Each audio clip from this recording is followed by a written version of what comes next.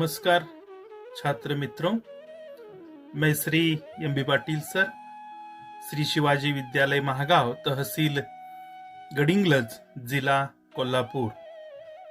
आज की इस वीडियो के अंतर्गत हम भाषा अध्ययन विषय के अंतर्गत, अर्थात आप जानते हैं भाषा अध्ययन यानी व्याकरण इस घटक के अंतर्गत संज्ञा इस उपघटक का अभ्यास कर रहे थे। आज के इस वीडियो में हम संज्ञा का दूसरा जो प्रकार होता है जातिवाचक संज्ञा, इसका अध्ययन हम आज के इस वीडियो के अंतर्गत कर रहे हैं। तो सबसे पहले बच्चों हम देखेंगे कि जातिवाचक संज्ञा की परिभाषा क्या है। तो बच्चों, जातिवाचक संज्ञा किसे कहते हैं? देखो,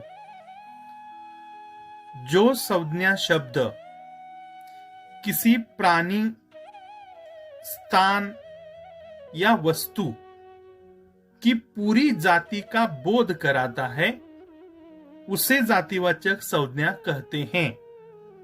अत्यंत महत्वपूर्ण यहाँ एक बात है, देखो, जो संज्ञा शब्द किसी प्राणी, स्थान या वस्तु की पूरी यानी पूर्ण जाति का, ये शब्द अत्यंत महत्वपूर्ण है, पूर्ण जाति का बोध कराता है, उसे जातिवाचक संज्ञा कहते हैं। व्यक्तिवाचक संज्ञा में संज्ञा शब्द किसी खास व्यक्ति का, खास वस्तु का, खास पशु पक्षी का, खास स्थान का बोध कर रहा था। इसके विपरीत जातिवाचक संज्ञा में वह संज्ञा शब्द प्राणी, स्थान या वस्तु की जाति का, पूर्ण जाति का बोध कराता है, उसे जातिवाचक संज्ञा कहते हैं। उदाहरण से हम यह विवेचन थोड़ा सा स्पष्ट करेंगे। देखो, पहला उदाहरण है श्याम मेहनती लड़का है। उदाहरण देखिए, श्याम मेहनती लड़का है। जो आज तक हमने अध्ययन किया है उसके आधार पर अगर हम पढ़ेंगे तो श्याम किसी एक व्यक्ति का नाम है, इसलिए वो व्यक्तिवाचक संज्ञा में आएगा। लेकिन लड़का इस शब्द पर अगर आप ध्यान देंगे, लड़का इस शब्द पर, तो आपको समझ में आएगा कि लड़का शब्द संपूर्ण जाति का बोध करा रहा है।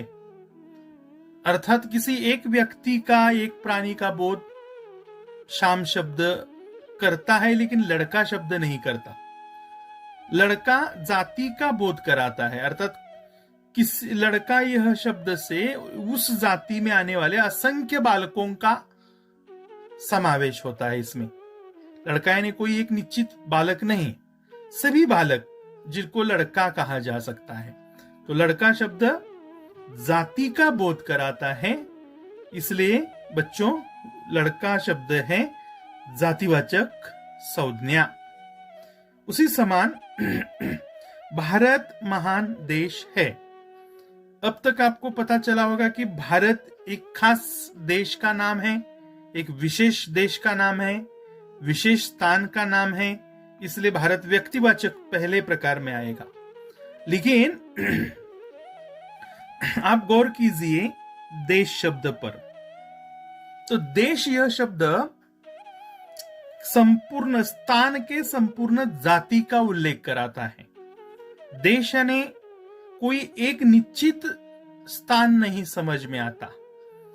हो सकता है भारत, हो सकता है अमेरिका, हो सकता है चीन, हो सकता है श्रीलंका, हो सकता है बांग्लादेश।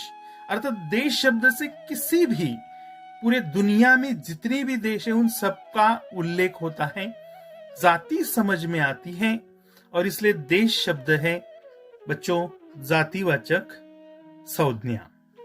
तीसरा उदाहरण देखिए, दिल्ली महानगर है। तो महानगर यह भी शब्द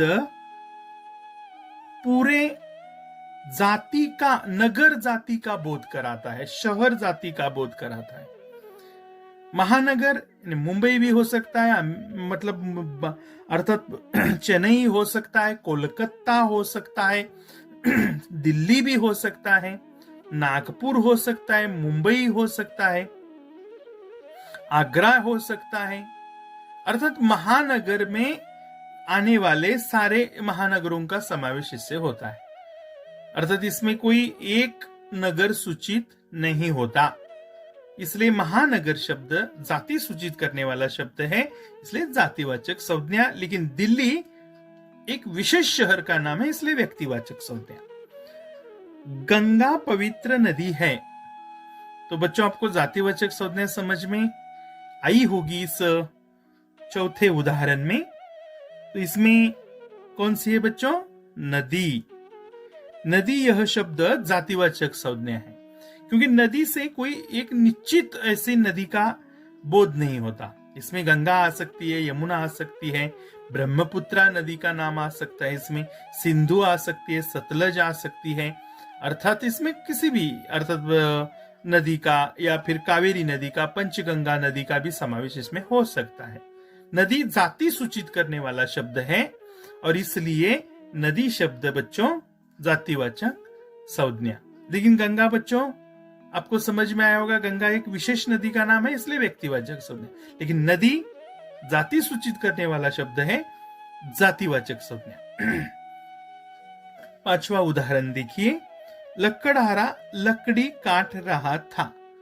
आप बताइए बच्चों, सोचिए इसमें जातिवाचक संज्ञा इस उदाहरण में कौन सी होगी? कौन सी? लकड़हारा। सही है, लकड़हारा शब्द जातिवाचक संज्ञा है, क्योंकि लकड़हारा यानी ये जाति सूचित करता है।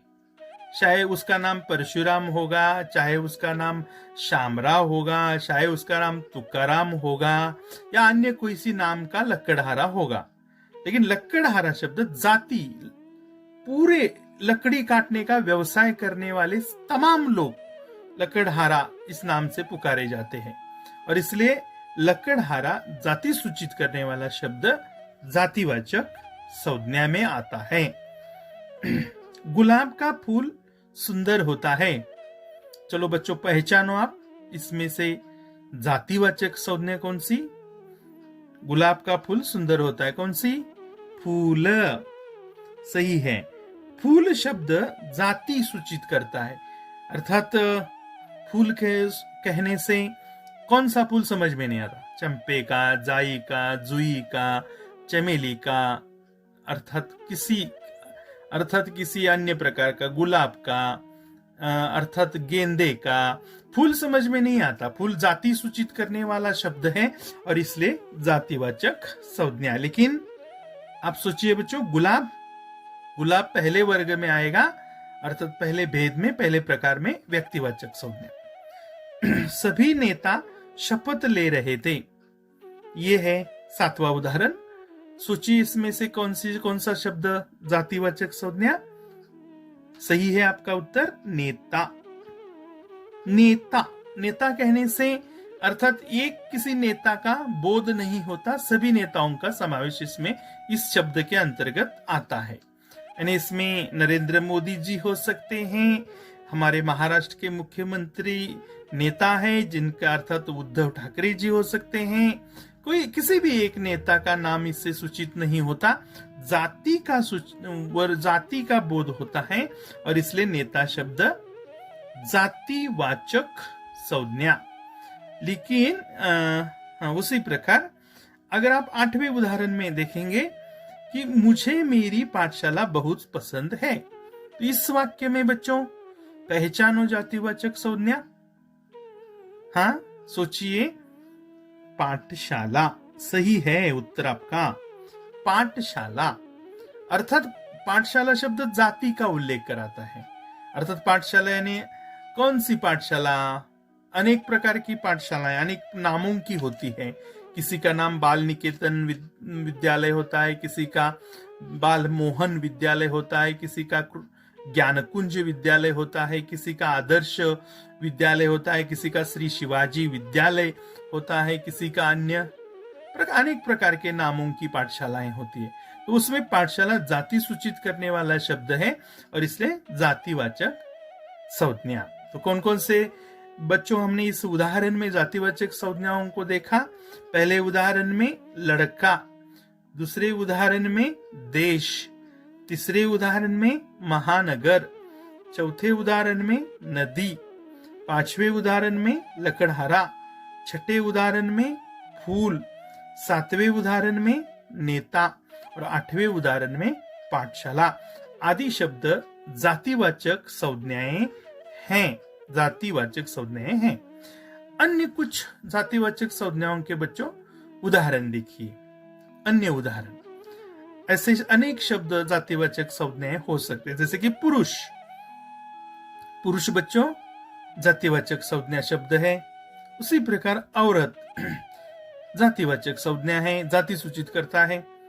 पर्वत अर्थात पर्वत जाति सूचित करता है, इसलिए जातिवाचक संज्ञा। शहर जातिवाचक संज्ञा। बगीचा जातिवाचक संज्ञा, क्योंकि बगीचों के अलग प्रकार के नाम होते हैं, तो इसमें बगीचा कहने से उस वर्ग में आने वाले सारे उद्यानों का समावेश होता है, इसलिए बगीचा जातिवाचक संज्ञा। फल, फल इसमें सारे फलों का समावेश, फल इस जाति का समावेश होता है, इसलिए फल जातिवाचक संज्ञा। किसान, सभी किसानों का समावेश इसमें है, शब्द में जाति सूचित होती है, जातिवाचक संज्ञा। भाषा, हिंदी, अंग्रेजी, उर्दू या फिर मलयालम, तो ऐसे अनेक, कन्नड़ा, तो ऐसे अनेक भाषाएं भाषा कहलाती है, तो भाषा कहने से जाति का बोध होता है, जातिवाचक संज्ञा। पेड़ जाति सूचित होता है, कराने वाला शब्द है, जातिवाचक संज्ञा। राजा जाति सूचित होती है, किसी एक निश्चित राजा का बोध नहीं होता। ऐसे अनगिनत शब्द जो जाति सूचित करते हैं उन्हें कहा जाता है बच्चों जातिवाचक संज्ञा शब्द। तो इस प्रकार आप इस उदाहरणों का और इस परिभाषा का लेखन आप अपनी व्याकरण की बही में कीजिए और साथ ही साथ ये उदाहरणों को ध्यान से देखिए, एक दो बार पढ़िए, वीडियो को भी एक या दो बार फिर से देखिए और जातिवाचक संज्ञा आप ध्यान से समझने का प्रयास कीजिए। व्यक्तिवाचक संज्ञा और जातिवाचक संज्ञा में अंतर क्या है यह भी समझने का प्रयत्न आप बच्चों इस वीडियो को 2 या 3 बार देखकर समझने का प्रयास जरूर करें। आज के इस वीडियो में जातिवाचक संज्ञा का परिचय काफी है। आगामी वीडियो में हम तीसरा जो प्रकार संज्ञा का है बच्चों, जिसका नाम आप सब लोग जानते हैं, मैंने आपको पहले बताया है। तीसरा प्रकार जो है संज्ञा का नाम है भाववाचक संज्ञा। इस भाववाचक संज्ञाओं का अभ्यास हम आने वाले आगामी वीडियो में करने वाले हैं। तब तक के लिए बच्चों आपका दिन शुभ हो, मंगलमय हो। धन्यवाद।